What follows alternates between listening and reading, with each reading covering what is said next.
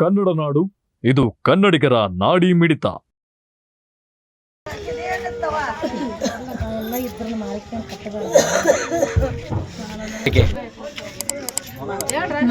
ಮಗಳಮ್ಮ ಏನ್ ಹೆಸರು? ಹೆಸರೇನಮ್ಮ ಮುಂದೆ? ಎಷ್ಟು ಸಾಲ ಮಾಡಿದ್ರಮ್ಮ?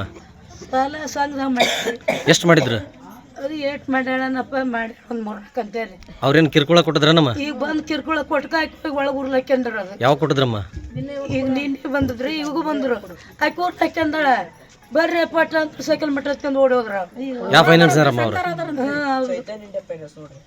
ಚೈತನ್ಯ ಏನಾಗಿತ್ತಮ್ಮ?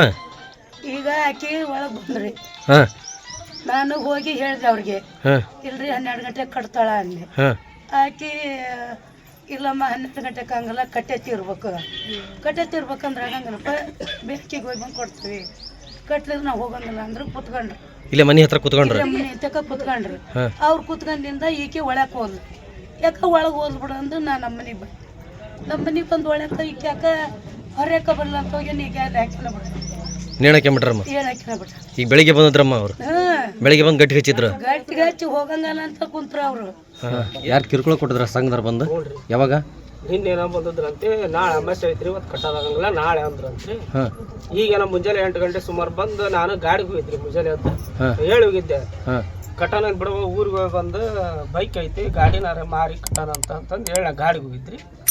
ಹೋಗಿ ಬರೋದ್ರಾಗ ಅಲ್ಲ ಹಿಂಗಾಗಿತ್ತು. ಎಷ್ಟು ಸಾಲ ಮಾಡ್ಯಾರ?